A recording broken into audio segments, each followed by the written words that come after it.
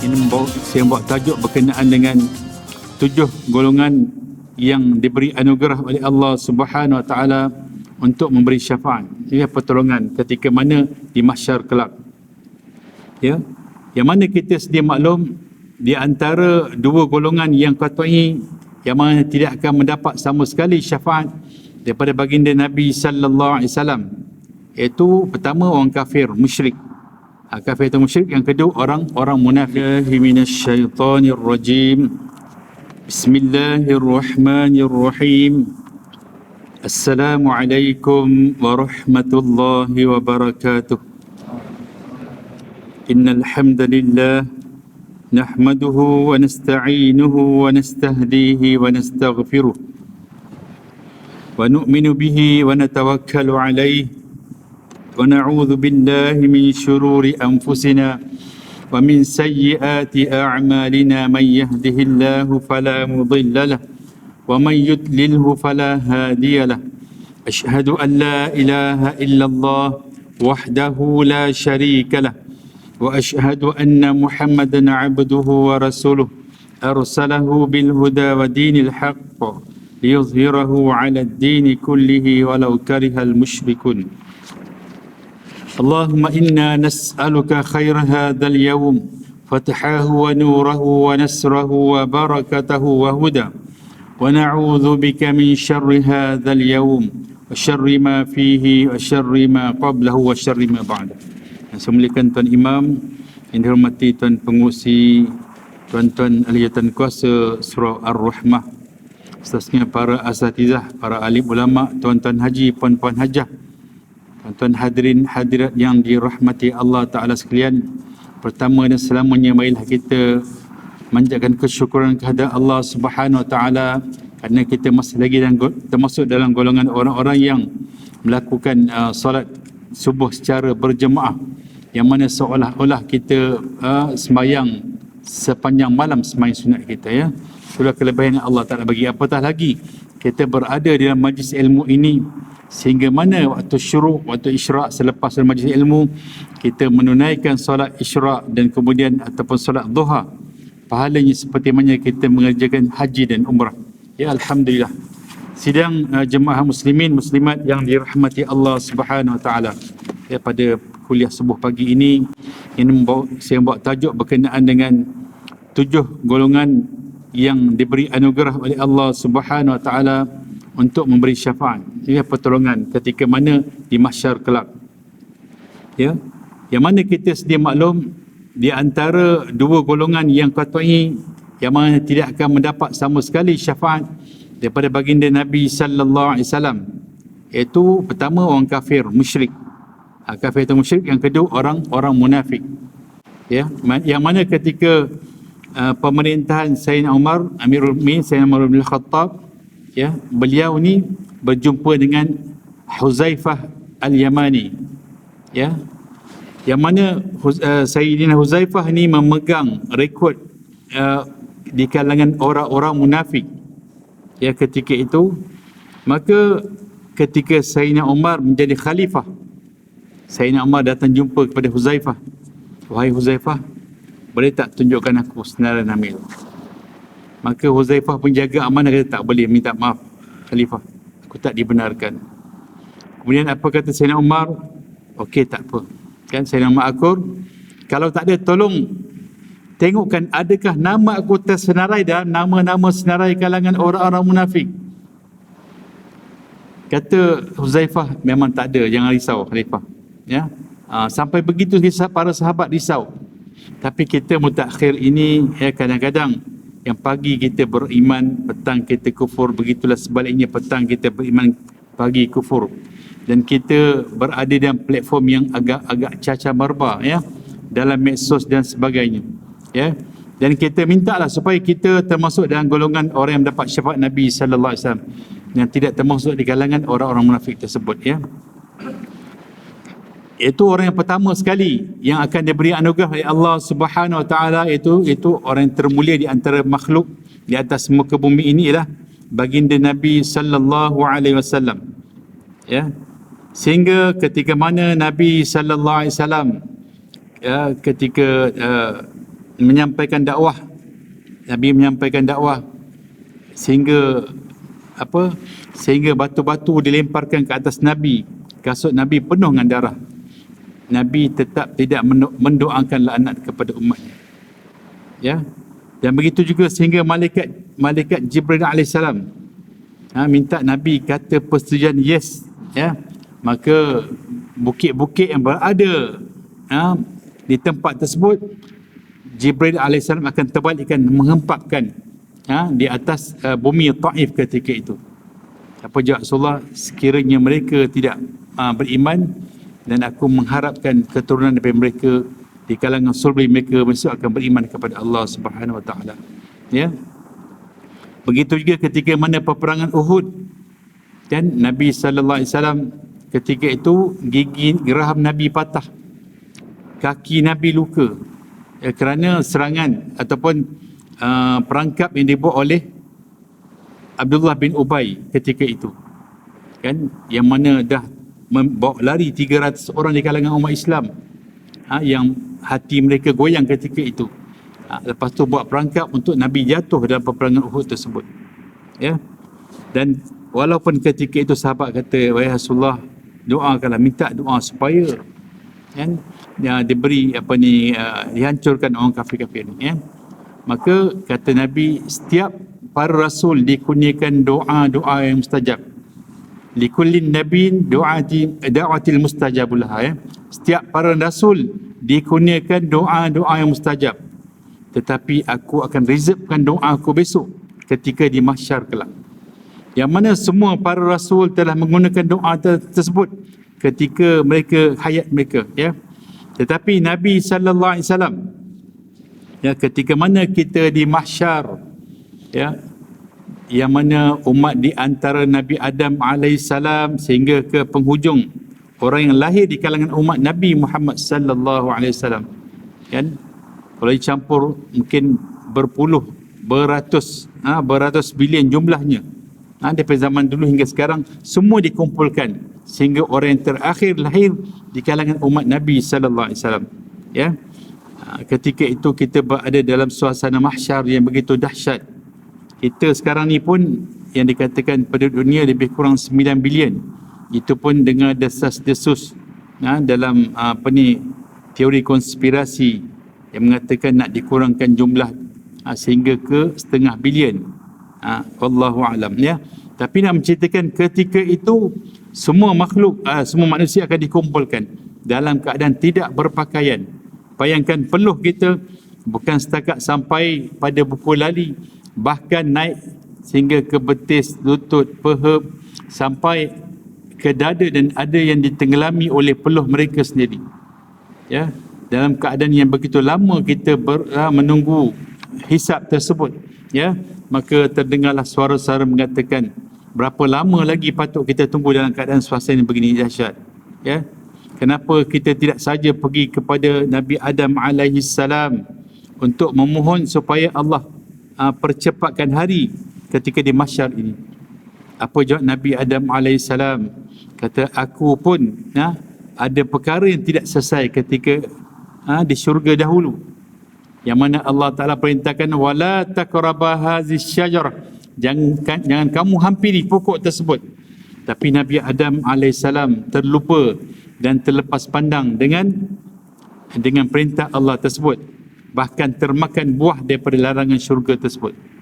Ketika mana Mi'raj Nabi sallallahu alaihi wasallam, Nabi Adam alaihissalam mengadu kepada Rasulullah. Kata Nabi Adam, aku dengan sebab satu kesalahan 5 macam ujian yang aku hadapi, ya. Hanya kerana satu kesalahan aku termakan buah larangan, kan, daripada aku berpakaian sehingga terlucut pakaian. Tetapi umat Nabi Muhammad sallallahu alaihi wasallam bukan satu kesalahan, bahkan tak ada hari yang berlalu melainkan hari-hari tersebut tidak pernah meninggalkan kesalahan, sehingga ketika mana melakukan zina dalam keadaan telanjang tetapi masih diberi pakaian. Kemudian kata Nabi Adam, dengan satu kesalahan dari dalam syurga aku dicampakkan di atas, dikeluarkan dari syurga. Tapi kita umat Nabi Muhammad sallallahu alaihi wasallam, ya, kita berada di dunia walaupun kita pernah melakukan dosa besar, dosa kecil, tetapi kita datang kepada Allah Subhanahu Wa Taala dalam keadaan kita tawaduk, dalam keadaan kita merendahkan diri, memohon keampunan kepada Allah Subhanahu Wa Taala. Kan, kalau sekiranya dosa itu dosa besar membikin manusia, kita memohon maaf kepada manusia dan mohon kepada Allah Ta'ala, sudah pasti Allah Ta'ala mengampunkan. Ya, sebelum sampai ke syurga yang sebenar, kalau mati kita sebelum sempat, kalau kita mati sebelum kita mati sempat, kita bertaubat, sebelum dapat syurga yang sebenar, kita akan mendapat syurga di alam barzah, raudatan min riyadil jannah, taman daripada taman-taman syurga. Kemudian kata Nabi Adam bagi aku dengan satu kesalahan, kan, aku sujud tanpa mengangkat kepala selama 70 tahun, kan, sehingga Nabi Adam alaihi salam, segala makhluk di atas muka bumi, termasuk burung-burung, ikan, semua bahasa-bahasa tersebut Nabi Adam alaihi salam faham. Ya, ketika mana Nabi Adam sujud, Nabi Adam mohon kepada Allah, Rabbana zalamna anfusana wa illam taghfir lana wa tarhamna lanakunanna minal khasirin. Ya Allah, aku telah menzalimi diriku sendiri, ya Allah. Sekiranya Engkau tidak merahmati dan mengampunkan dosa kami ini, ya Allah, maka kami termasuk di kalangan orang-orang yang rugi. Ini doa Nabi Adam. Saya mengatakan sehingga 70 tahun Nabi Adam, selain pada waktu semayang, Nabi Adam sujud memohon kepada Allah Subhanahu Wa Taala. Ya, sehingga burung yang minum air tersebut mengatakan alangkah manis, alangkah sedapnya air tersebut. Ketika itu baru Nabi Adam tersedar, kata, ya Allah, adakah dengan satu kesalahan ini masih tidak diampunkan dosa? Allah begitu, Allah dah ampunkan. Ya, nak menceritakan kesalahan para rasul tu terlalu minimum. Itu pun dalam keadaan yang tidak disengajakan. Contoh seperti mana terlupa, tertidur, yang mana lumrah bagi manusia perkara tersebut. Tetapi walaupun begitu, kata Nabi Adam kata, aku tidak mampu pada hari ini, pergilah kepada Nabi Nuh alaihi salam, yang mana Nabi Nuh dikurniakan umur yang panjang, umur saja 1010 tahun, berdakwah kepada umatnya selama 950 tahun. Allah Subhanahu Wa Taala menceritakan dalam surah Nuh, qala rabbi inni da'awtu qaumi laylan wa nahara falam yazidhum du'ai illa firara. Ya Allah, aku berdakwah kepada kaumku siang dan malam, pagi dan petang, dan juga aku berdakwah kepada mereka dengan cara terang-terangan, begitu juga dengan secara persendirian, secara sembunyi. Makin aku berdakwah kepada mereka, makin mereka menjauhkan diri daripada aku. Ini Nabi Nuh alaihi salam. Dalam tempoh yang begitu lama, nisbahnya lebih kurang 12 tahun berdakwah, baru dapat seorang. Dalam tempoh 120 tahun berdakwah, baru dapat 10 orang. Begitulah dalam tempoh 950 tahun berdakwah, baru dapat lebih kurang 85 orang sahaja. Ya, tetapi kita umat Nabi Muhammad sallallahu alaihi wasallam, yang Rasulullah bagi tahu, a'mari ummati baina 60 wa 70. Umur di kalangan umatku di antara 60 ke 70 tahun. Itu yang majoritinya. Tapi tak jauh juga, kurang daripada itu banyak yang meninggal. Begitu juga yang segelintir sahaja yang melebihi umur-umur tersebut. Tetapi dengan umur yang sedikit tersebut, tetapi apakah tanggungjawab kita terhadap keluarga dan diri dan keluarga kita? Inilah yang banyak terabai. Kalau kita comparekan dengan Nabi Nuh AS, tidak jemu-jemu siang malam pagi petang berdakwah. Tapi kita dalam nak memastikan, bukan setakat umat, diri dan ahli keluarga kita pun banyak di kalangan kita gagal. Ya, yang mana kadang-kadang kita lepaskan diri kita, kadang isteri kita pun terlepas pandang, anak-anak kita pun terlepas pandang. Inilah yang kita risaukan. Jadi kena sentiasa tawasau bil haq wa tawasau bis sabr, berpesan-pesan dengan kebenaran dan berpesan-pesan dengan kesabaran. Ya, maka sehinggalah dalam tempoh yang begitu lama, Nabi Nuh pun berdoa kepada Allah Subhanahu Wa Taala, Rabbi ghfirli wa liwalidayya wa liman dakhala baytiya mu'minan wa lil mu'minina wal mu'minat. Ya Allah, ampunkan dua ibu bapaku, dosa dua ibu bapaku. Mukminin dan mukminat dan mereka-mereka yang memasuki rumahku, iaitu kapal Nabi Nuh.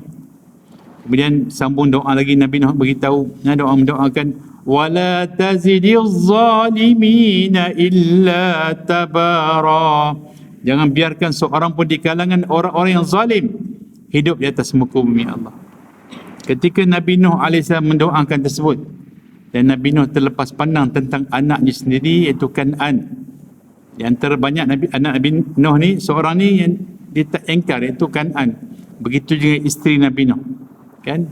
Maka ketika mana kapal itu berlabuh, nampak anaknya sedang mendaki bukit, dan Nabi Nuh pesan, wahai anakku, masuklah dalam kapal ini.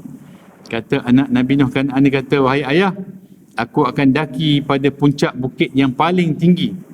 Kan? Kemudian Nabi Nuh bagi tahu, wahai anakku, pada hari ini tak ada siapa yang boleh mengelakkan daripada azab Allah Subhanahu Wa Taala melainkan mereka yang berada dalam kapal ini sahaja. Ya. Dan ketika mana air lautan yang datang dari berbagai sumber, daripada langit, daripada bumi, air mata air, kan, sehingga melepasi gunung tersebut, maka nampak yang Kan'an ni, ya, tangannya terkapar-kapar minta tolong. Maka Nabi Nuh minta pada Allah, ya Allah, anakku, ya Allah, anakku. Allah jawab, dia tidak termasuk di kalangan keluargamu lagi. Ya, bayangkan. Jadi Nabi Nuh pun doa-doa yang mustajab ketika atas dunia Nabi Nuh telah gunakan. Ya, kata Nabi Nuh, kerana perkara tersebut Nabi Nuh juga tidak berani berhadapan minta pada Allah ketika di mahsyar. Kata Nabi Nuh, pergilah kepada Nabi Ibrahim AS. Begitu juga Nabi Ibrahim AS pun mengatakan, aku juga pernah melakukan kesalahan. Kan? Jadi kesalahan yang paling minimum, walaupun paling minimum, tetapi Nabi atau para Rasul ni takut. Kerana pada hari mahsyar tersebut, hari yang paling, di antara hari yang Allah Ta'ala paling murka. Kata Nabi Ibrahim, pergilah kepada Nabi Musa AS. Ya, Nabi Musa lah bagi tahu, aku juga pernah melakukan kesilapan, kan? Aku telah melakukan satu pembunuhan secara tidak sengaja. Apabila nak meleraikan pertikaian ataupun pergaduhan, buli ketika itu, seorang di kalangan kaum Qibti hendak memukul di kalangan Bani Israel. Lalu orang Bani Israel minta pada Nabi Musa, wahai Musa, bantu aku. Orang ini nak bunuh, nak mencederakan aku. Nabi Musa cuba nak meleraikan. Kan? Nabi Musa nak meleraikan, tiba-tiba Nabi Musa pula nak pukul. Nabi Musa bagi satu mengelak dan bagi satu penangan sedikit. Mati tak pasal-pasal kawan tersebut. Nak ceritakan tentang kekuatan Nabi Musa AS. Ketika mana Nabi Musa melihat ada ramai orang sedang beratur untuk mengangkat air di perigi tersebut yang digunakan oleh orang-orang ketika itu untuk diberi minuman kepada binatang ternakan dan kegunaan sendiri. Dan Nabi Musa terlihat ada dua orang wanita muslimah, iaitu anak di kalangan Nabi Syuaib AS. Dan ketika itu Nabi Musa lihat di sebelah telaga tersebut ada satu telaga, tetapi ditutupi oleh batu yang besar, yang mana batu tersebut perlu diangkat oleh 12 orang lelaki yang gagah perkasa. Ya. Lalu Nabi Musa AS mengangkat dengan 12 tangannya sahaja. Ya, hari ini kita tengok, kan, banyak orang yang gagah perkasa sana. Tapi waktu subuh, kan, pergi gym hari-hari untuk angkat selimut yang tak sampai 1 kilo pun tak mampu. Itu pun menandakan kita tak boleh kawal nafsu kita, tak boleh tundukkan nafsu kita. Begitu juga sekarang yang kadang orang agung-agungkan di kalangan wrestler, kan. Baru ni ada seorang wrestler, kan, dia mati dalam ketika mana aksiden, kan. Walaupun di atas muka bumi orang ini adalah seorang hebat, mempunyai banyak followers, tetapi sebab saja mati, dia tidak ada sisi di sisi Allah, tidak ada nilai sisi Allah sekalipun, kan. Walaupun di atas muka bumi seorang yang bilioner katakan, ya, tetapi mati dalam keadaan kufur dan tidak beriman, di sisi Allah tidak ada tempat baginya. Kan, jadilah seperti mana bangkai-bangkai, samalah seperti binatang-binatang yang mati tersebut. Ya. Sidang jemaah muslimin, muslimat yang dirahmati Allah Subhanahu Wa Taala. Kata Nabi Musa, pergilah kepada Nabi Isa alaihissalam. Ya, Nabi Isa pun mungkin dapat membantu. Bila sampai kepada Nabi Isa bagi tahu bahawa aku juga kan takut berhadapan dengan Allah Subhanahu Wa Taala, yang mana di kalangan umat yang paling ramai melakukan kesyirikan kepada Allah itu umat Nasrani. Kan mereka mengatakan Allah itu ada 2, 3, kan? Bahkan mengatakan aku ini anak Tuhan. Kan? Maka kata Nabi Isa alaihissalam, dia kata pergilah kepada junjungan besar Nabi Muhammad sallallahu alaihi wasallam. Ketika itu orang ramai datang kepada Nabi sallallahu alaihi wasallam. Nabi bagi tahu, akulah orang yang akan beri syafaat. Ya. Maka Nabi sallallahu alaihi wasallam lalu sujud dan minta kepada Allah Subhanahu wa taala. Lalu Allah perintahkan kepada Rasulullah, irfa' ra'sa ya Muhammad, ya. Bangun dan mintalah apa yang kau nak mintakan. Setelah itu Allah SWT mengurniakan anugerah syafaat kepada Nabi sallallahu alaihi wasallam. Supaya Nabi dapat, barulah Allah Taala bagi kepada selain pada Nabi, iaitu para rasul yang lain. Jadi orang yang pertama akan mendapat syafaat besok adalah Nabi Muhammad SAW. Anugerah syafaat ni untuk diberikan kepada kita. Kan? Pada permulaan tadi saya bagi tahu, di antara orang yang diharamkan bagi syafaat, iaitu orang kafir dan orang munafik. Termasuk juga di kalangan orang yang paling Rasulullah cintai, iaitu bapa saudaranya Abu Talib. Tetapi kerana matinya bukan dalam keadaan Islam, kan Rasulullah pun tak dapat bantu walaupun bapa saudaranya sendiri. Jadi bayangkan, ya. Kemudian selain para rasul tersebut, selain para Rasulullah SAW, itu para rasul alaihissalam. Di antara 25 rasul dan ramai lagi rasul-rasul, 313 rasul. Ya. Maka selain pada para rasul, orang ketiga itu adalah para alim ulama, juga dapat memberi syafaat kepada kita. Sebab itu berhati-hatilah kita dalam membuat komen, ya, di media sosial, ya. Kadang-kadang kita ni cepat sangat buat komen dalam perkara yang kita tidak pasti. Kita tidak menahan lidah kita, kan? Apatah lagi bila perkara-perkara yang menyebabkan perkara-perkara yang berlaku daripada masjid, surau, kan? Kadang-kadang orang ramai ni tanpa menyelidiki perkara itu yang sebenar, terus membuat komentar. Sehingga kadang-kadang yang menyedihkan, ada agamawan pun sendiri turut tanpa tahu cerita yang sebenar. Sebab tu kita tahanlah lidah dan anggota mulut kita daripada bercakap perkara yang kita tidak tahu. Kenapa kita tak pasal-pasal kita mendapat dosa. Yang kedua, bagi orang yang memviralkan perkara yang tidak sepatutnya, itu pun patut disalahkan. Jangan satu benda yang kita tidak pasti, ataupun perkara yang satu benda itu yang berlaku dalam kawasan kita, cepat-cepat kita nak viralkan. Ini juga mengundang fitnah. Kan? Kadang-kadang orang dalam surau tahu cerita sebenar, tapi orang luar tak tahu. Jadi bila orang luar tak tahu, dia buat komentar yang menyebabkan kerugian pada umat Islam sendiri. Ya. Jadi sidang jemaah muslimin muslimat yang dirahmati Allah Ta'ala sekalian. Jadi berhati-hatilah kita. Kalau kita melihat orang ceritakan tentang keburukan ulama, kita sepatutnya bangun mempertahankan. Kan? Kerana al-ulama warasatul anbiya. Ulama ni pewaris para nabi, dan mereka juga termasuk golongan yang dapat beri pertolongan kepada kita di akhirat kelak. Tetapi kadang-kadang apabila perkara yang membabikan ulama, bukan kata orang Islam, kadang kan orang-orang bukan Islam yang mengutuk, kita pun mengiyakan sekali. Inilah satu perkara yang menyedihkan. Kerana di dalam Al-Quran sendiri ada beberapa surah dan ayat yang Allah Subhanahu Wa Taala memberi pengiktirafan kepada para alim ulama. Contoh dalam surah Al-Mujadalah, ya, Allah Taala berfirman, yarfa'illahu alladhina amanu minkum walladhina utul ilma darajat. Allah Subhanahu Wa Taala mengangkat darjat orang yang beriman. Di kalangan orang beriman tu orang yang berilmu, ya, Allah Taala mengangkat darjat. Bayangkan Allah Subhanahu Wa Taala sendiri beri pengiktirafan, tetapi kita pula tumpang semangkuk untuk mencela dan menghina. Ya.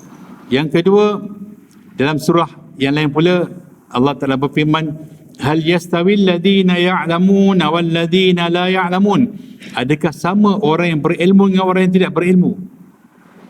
Dalam ayat lain pula, fasalu ahla dzikri in kuntum la ta'lamun, bertanyalah kamu kepada orang yang ahli sekiranya kamu tidak mengetahui.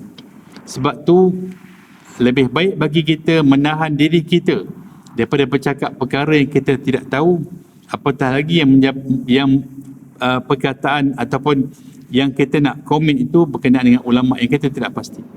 Jangan kita menyamakan di kalangan orang fasik kafir dengan para ulama. Ya.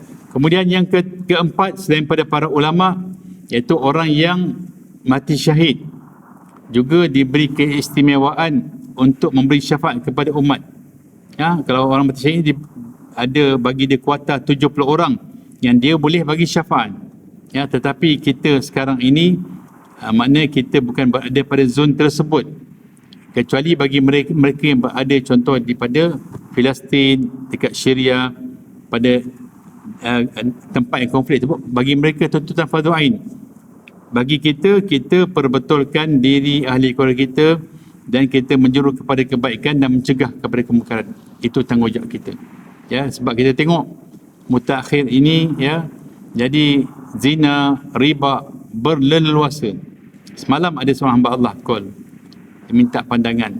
Ya, minta pandangan, dia kata yang call ni perempuan, dia kata, saya ni Ustaz, kan, pasangan saya ni suami orang dan berjanji nak berkahwin dengan saya berkali-kali janji, kan, sehingga bukan setakat berjanji, saya pun telah mengutarakan, kan, saya sanggup bagi kehormatan diri saya, bukan sekali, berkali-kali, kan, berkali-kali, sehingga kenapa dia ajak berkahwin, lala sampai kesudah tak kahwin-kahwin, kan. Dia perempuan ni hilang sabar sampai pergi pada mengadu pada suami, isteri pada lelaki tersebut, dan lelaki tersebut pergi buat report, kata perempuan tu kacau rumah tangga dia, ya. Dan lepas tu dipanggil, polis panggil, lepas tu dia buat aduan, dia telah berzina beberapa kali. Adalah cerita-cerita, dia kata ini boleh buat jenayah rogol, kan. Jadi perkara ni macam seolah-olah perkara biasa dalam masyarakat, berlaku segelintir perkara tersebut, ya. Jadi bila zina berleluasa, kan, jadi bila perempuan tersebut minta pandangan saya, kan, saya bagi tahu dia kalau nak berkahwin itu soal lain. Ini dia kata nak berkahwin tapi telah berzina berkali-kali. Kalau kita menjalankan hukuman atau undang-undang Islam, lelaki itu tak layak berada di atas muka bumi. Dia layak berada di dalam perut bumi, kan. Kalau kamu pula, kan, kalau jalankan hukuman Islam akan disebat sebanyak 100 kali. Lelaki itu dia rejam sampai mati. Bayangkan, kan, lepas tu kita masih nak percaya dengan janji tersebut, kan. Jadi inilah kadang-kadang berlaku dalam masyarakat. Jadi kita ni yang penting diri dan ahli keluarga kita kena jaga, itu yang penting. Sambil jiran-jiran kita menyerulah, menyeru kepada berbuat kebaikan dan mencegah kepada kemungkaran. Sebab tu penting, kalau kita sibuk dengan urusan kita, datang masjid balik, kan, begitu kadang kita terlepas pandang pada mereka yang di bawah tanggungan kita. Jadi kita takut besok di akhirat kelak kita tak lepas untuk memasuki syurga Allah Subhanahu Wa Taala. Ya, dalam konteks syahid tersebut, jadi kita medan kita di tempat kita sendiri, perbetulkanlah. Sebab kita nak masuk syurga bukan kita seorang, bukan seorang-seorang kita nak masuk syurga, kita nak bawa anak isteri kita, keluarga kita, dapat jiran-jiran kita sekali bersama-sama masuk dalam syurga Allah SWT. Ya. Kemudian yang keempat, ya, syahid yang kelima tu orang-orang yang hafiz Quran atau di kalangan para hufaz, ya. Sebab tu orang yang hafiz ini dapat membawa 10 orang untuk memasuki syurga. Bagi orang yang wajib ke atasnya neraka, yang dapat beri syafaat kepada 10 orang, tarik tangannya untuk masuk ke syurga, ya. Jadi sebab tu dalam ahli keluarga kita, anak-anak kita, reservekanlah seorang atau wakafkanlah seorang untuk mereka belajar mereka mendalami untuk menghafal Al-Quran. Bukan setakat menghafal Al-Quran, mengamalkannya, kan. Bukan setakat mengamalkannya, konsisten dalam hafalan tersebut. Ini kadang-kadang ketika era pandemik ni, banyak di kalangan orang pelajar ni menghafal, tiba-tiba bila madrasah tahfiz tutup, Jadi yang ada kat depannya tok guru muka 4 segi yang kecil ni. Inilah jadi tok guru dia. Hingga menyebabkan banyak hafalan-hafalan terlupa. Jadi selain pada menghafal, penting juga hafazan mereka itu terus terpelihara. Sebab tu bagi orang-orang awam seperti kita, Nabi sallallahu alaihi wasallam beritahu kan, sekiranya kita membaca 10 ayat Al-Quran sehari, maka kita tidak termasuk di kalangan orang-orang yang lalai. Sekiranya kita dapat membaca Al-Quran 100 ayat sehari, Allah perintahkan malaikat tulis nama-nama kita di kalangan orang-orang yang taat. Tapi bagi para hufaz, paling kurang 1 juzuk sehari kena baca. Yang terbaik 3 juzuk sehari, supaya dia dapat menguatkan ingatan dan hafazannya. Jadi penting ya, bukan setakat mereka dah habis menghafal Al-Quran, dah dapat syahadah, dapat sijil, kita lepas tangan. Ini pun tak boleh juga. Sebab lagi banyak amalan, lagi banyak ilmu ataupun hafalan dia, kadang lagi kuat syaitan menduga ataupun menghasut, ya, menghasutnya. Kemudian selepas yang kelima ini, yang keenam, iaitu anak-anak yang mati sebelum akil baligh. Anak-anak yang mati sebelum akil baligh dengan 2 syarat. Syarat yang pertama, kita tidak meratapi kematian tersebut. Ya, kita tidak meratapi. Menangis tidak ada masalah. Kan, hatta Nabi sallallahu alaihi wasallam ketika anak baginda Ibrahim meninggal, Nabi SAW sampai menitis air mata. Kan, mana itu kita kasih sayang di kalangan keluarga, itu tidak ada masalah. Yang salah ni kita duk meratapi, kata kenapa mesti aku, kenapa bukan orang lain. Inilah kan, sehingga satu ketika Nabi SAW lalu di perkuburan, terlihat wanita sebegini, seorang ibu, dan Nabi SAW tegur kepada ibu tersebut, wahai ibu, jangan kamu berkata gitu, bersabarlah kamu, kan. Lalu ibu muda tadi kata, engkau apa tahu, yang kena dugaan ni aku, kau pergi baliklah. Dia pergi marah Nabi, dia tak tahu yang tegur tu Nabi SAW. Dan selepas tu sahabat tegur pada perempuan tersebut, kata, kau tahu tak siapa yang bagi tahu tegur apa tu? Itu Nabi SAW. Perempuan tu merasa malu, dan keesokan harinya datang pagi-pagi datang jumpa Nabi. Wahai Rasulullah, aku minta maaf banyak-banyak pada Tuhan, kerana ketika mana aku marah pada Tuhan semalam, aku tak perasan dan tak sangka yang menegur tu adalah Tuhan sendiri. Kan? Apa jawab Rasulullah? Kata, kesabaran itu adalah pada kali pertama terjadi pada kita reda dan terima. Bukan setelah kita habis sumpah serana maki hamun, lepas tu baru nak sabar. Itu tak ada makna dah. Ketika berlaku tersebut, kita menghadapi dengan tenang. Inilah yang dikatakan kifarah, dapat menghapuskan dosa-dosa kita. Ya.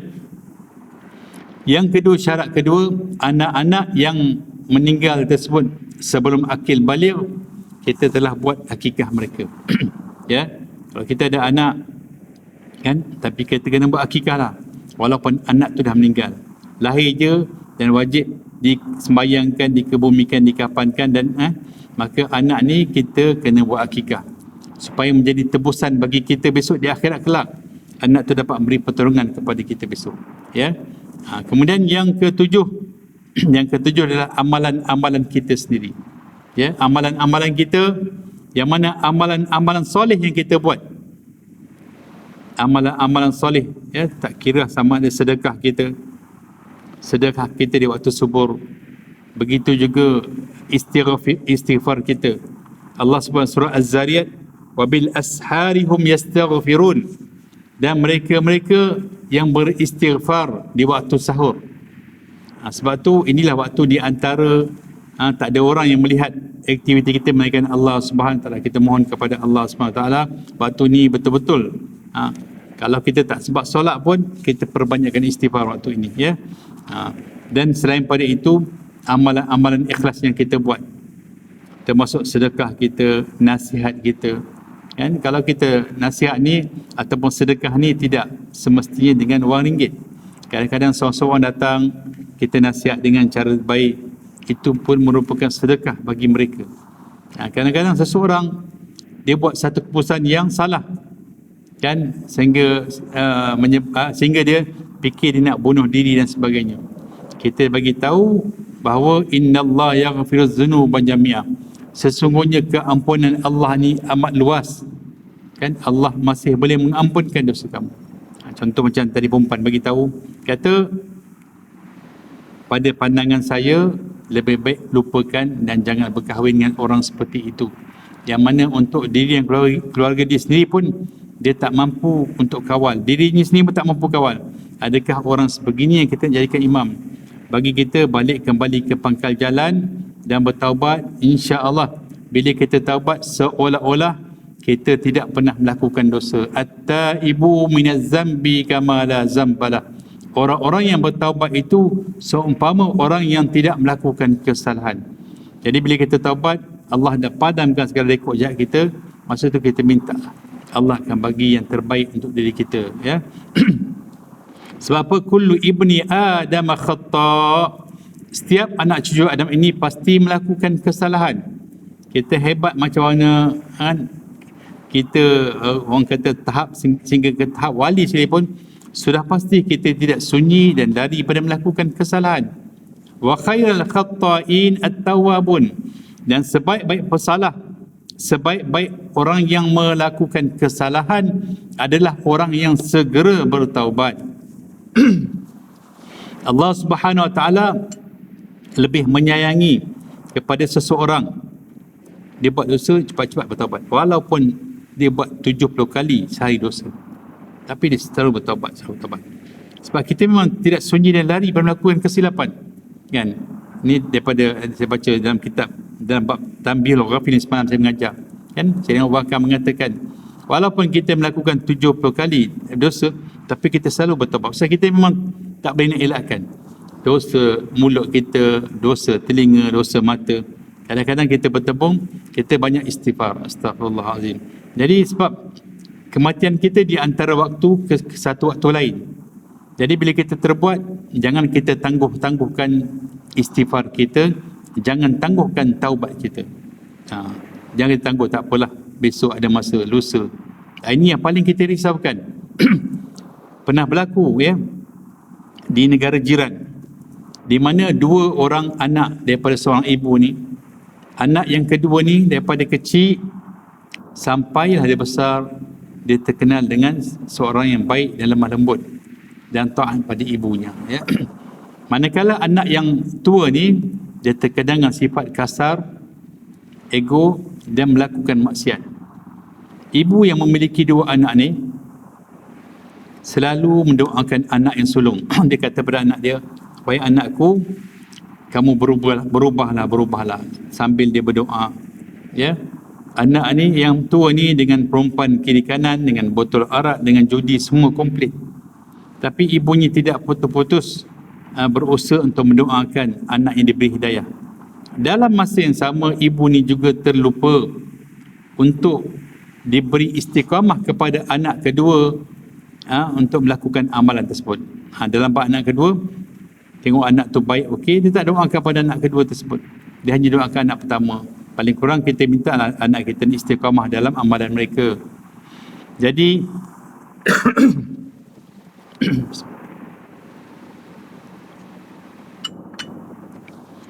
berlaku tanah runtuh di tempat tersebut, ya.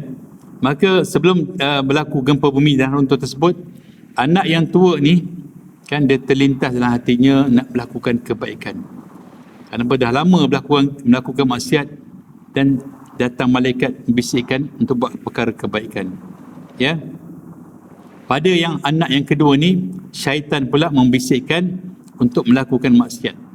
Dia bagi gambaran hiasan yang indah tentang abangnya, di mana abang dalam keadaan sentiasa bermaksiat, ya. Jadi tiba-tiba adiknya berubah hati. Selama ni dia pergi jumpa abang dia, digoda oleh wanita simpanannya, perempuan simpanan, dia tak layan. Tiba-tiba satu hari itu datang syaitan dan beri hiasan-hiasan yang indah kepada adik dalam bab maksiat. Maka bila dia datang cari abang dia, disambut oleh perempuan simpanannya dan ditenggelam dalam maksiat tersebut adiknya. Dan abang ni pula datang cari adik untuk mempelajari Al-Quran dan untuk bagi tahu dia nak berubah pada kebaikan. Bila dia datang, adiknya tak ada. Adiknya pergi tempat abang. kan dia pun teringatlah bagaimana cara berwuduk dengan sempurna, dan dia pun pegang Quran, dan ketika itu dia minta pada Allah Ta'ala supaya diampunkan dosa, kerana banyak sungguh dosa dia pernah buat, kan. Lalu kampung tersebut berlaku tanah runtuh, ya, dan ketika mayat mereka dijumpai, mayat abangnya yang terkenal dengan maksiat ni sedang peluk Al-Quran, mayat adik dia yang terkenal dengan solehnya sedang peluk perempuan simpanan. Bayangkan, ini yang kita tidak pasti tentang umur kita.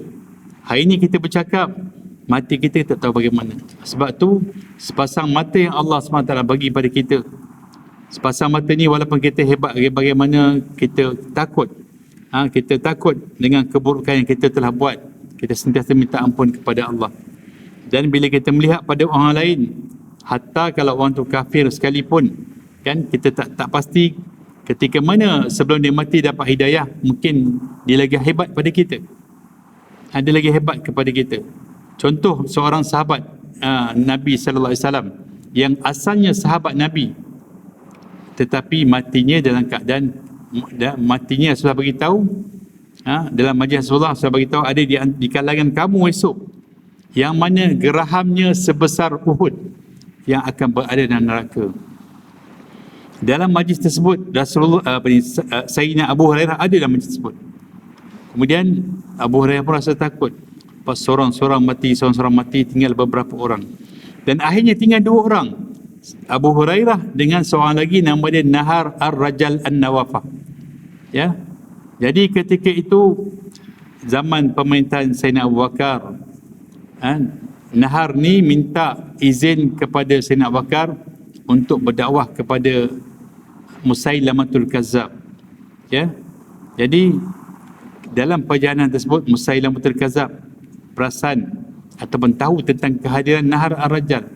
Jadi Nahar Ar-Rajal bila sebelum pergi dia terdengar bunyi kekejaman yang dilakukan oleh Musailamatul Kazzab kepada orang-orang yang nak berdakwah kepadanya.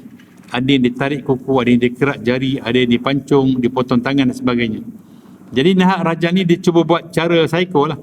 Dia nak buat cara main tolak tarik. Ketika sampai kat sana masing-masing menjaga antara satu sama lain, kan. Jadi Nahar Ar-Rajal diberi offer dengan berbagai-bagai offer, kan, sehingga bagi elang rumah, elang tempat tinggal, elang makanan dan sebagainya, dia bagi gaji oleh Musailamah, sehingga dia menjadi condong kepada Musailamah, bahkan membenarkan pembohongan yang dilakukan oleh Musailamatul Kazzab, ya.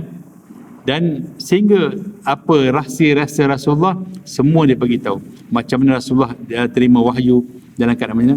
Jadi tinggal lagi Musailamatul Kazzab copy paste apa yang Rasulullah tahu, yang berlaku pada Rasulullah ketika dapat wahyu, ya. Maka sahabat-sahabat pun berbincang, kata di antara Musailamah yang terkenal dengan pendusta Nabi palsu ni, yang si penipu ni, memang orang tahu dia penipu, tetapi ada seorang yang berada dalam majlis Nabi pula membenarkan pembohongannya. Maknanya Nahar Ar-Rajal ni lebih dahsyat dan lebih banyak kesalahan dibandingkan Musailamatul Kazzab. Disebabkan mulut Nahar ni yang mempertahankan Musailamah ni, menyebabkan banyak umat di Yamamah, di negeri Yamamah tersebut, banyak yang mengaku bahawa Musailamatul Kazzab adalah Nabi palsu. Dalam peperangan Yamamah tersebut, ya, maka Wahsy yang pernah melakukan kesalahan besar, membunuh Sayyidina Hamzah dalam peperangan Uhud, itu pakcik Rasulullah, dan Wahsy menembus kembali kesilapan tersebut dengan membunuh Nabi palsu, iaitu Musailamatul Kazzab. Ya, walaupun seseorang yang bukan Islam, kafir, sebaik saja masuk Islam, Allah Subhanahu Wa Taala akan mengampunkan dosa-dosa yang terdahulu, kan, walau besar mana hebat sekalipun dosanya, kan, tapi masuk mengucap saja Allah Taala akan ampunkan. Berbeza dengan seorang Islam tetapi dia murtad, walaupun dia pernah buat haji 100 kali. Mana dan dunia orang buat haji 100 kali? Semua hidup sekali je, kan, mana setahun sekali je, kan. Kalau umur 100 lebih, tapi nak bagi tahulah, walaupun pernah buat haji 100 kali, kan, dia bersedekah sebesar Bukit Uhud, kan, tetapi sekali dia murtad, terkeluar pada Islam, semua amalan jadi seperti mana haba'an mansura, seperti mana debu-debu yang berterbangan, tak ada sisi langsung. Kalau dia masuk Islam, amalan tersebut baru kena kumpulkan balik dari mula. Ini nak menceritakan tentang bagaimana perbezaan antara kita, seorang yang masuk Islam dengan orang Islam yang dah murtad. Kemudian kembali balik, dia terpaksa rekod yang kosong kerana dia jadi muflis segala-galanya. Sidang jemaah muslimin muslimat yang dirahmati Allah Ta'ala sekalian. Sebab tu kita dalam yang ketujuh ni, amalan ikhlas kita jagalah sebaik-baiknya, kan? La tadkhulul jannata man kana misqala dzarratin fil qalbi minal kibr. Tidak akan masuk syurga seseorang itu sekiranya ada dalam hati dan perasaannya sebesar zarah perasaan kibr, takabur, riya, sum'ah dan sebagainya, ujub. Jadi kita dengan apa yang kita amal ni semata-mata lillahi ta'ala. Ya, sebab tu dalam konteks kita memuji Allah Subhanahu wa ta'ala, yang setiap kali semayang 17 kali kita memuji Allah, alhamdulillahi rabbil alamin, segala puji-pujian bagi Allah Tuhan semesta alam. Hatta dalam penyakit yang katakan perubatan Islam ni, ada satu penyakit yang bernama ain. Penyakit ain ni iaitu pandangan mata. Walaupun pandangan mata ini dia ada pandangan mata yang hasad, ada juga pandangan mata daripada kalangan orang-orang yang soleh. Walaupun daripada kalangan orang saleh, tetapi bila kita bercakap, kalau kita pandang dan kita mengucapkan sesuatu tanpa berlapik pada Allah, pasti jadi mudarat. Contohnya, di zaman Nabi SAW, pernah seorang sahabat nama Sahal bin Hunayf. Ketika mandi, datang seorang sahabat lagi nama Amir bin Rabiah. Ketika sahabat saya mandi, kan mungkin dia pakai pakaian basah, kan, dalam keadaan ternampak peha dan betisnya. Sahal bin Hunayf ni seorang yang seorang yang putih melepak, Jadi Amir bin Rabiah tegur dia, kau ni kulit kau macam perempuan jana dara lah. Dia puji tanpa melapikkan diri pada nama Allah SWT. Selepas pada pujian tersebut, dia jatuh, terduduk dan dibawa hampir-hampir mati. Ini katakan pandangan ain ini. Pandangan ain ini pun kena lapik atas nama Allah. Masya Allah, subhanallah, alhamdulillah. Sebab tu kena sebut dalam kita pujian. Maknanya pujian selain pada Allah ni, kita kena lapikkan dengan nama Allah dahulu. Walaupun pujian daripada seorang ayah kepada anak, ketika saya merawat seorang pesakit yang daripada semenjak lahir sampai 40 hari nangis tak berhenti-henti. Rupa-rupanya isterinya bersalin dalam keadaan operate, lepas minggu dia lihat anaknya besar. Dia kata dia kata apa? Dia kata hus semangatnya. Dia kata anak dia semangatnya sampai 40 hari sampai jadi kurus anak tersebut. Sebab tu kita nak puji ni hanya yang layak adalah Allah SWT. Pada kita kembali kepada Allah. Hadza min fadli rabbi. Semua anugerah daripada Allah. Pujian kita walaupun pada anak-anak pun berlapiklah atas nama Allah Subhanahu Wa Taala. Ya, kerana bila Allah SWT lihat bila kita puji selain pada Allah, Allah berlepas tangan kepada kita. Sebab itulah jadi penyakit ain dan sebagainya. Sidang jemaah muslimin muslimat yang dirahmati Allah Ta'ala sekalian, pada yang ketujuh ni kita jagalah amalan kita, amalan sedekah kita, amalan kebaikan kita, kan?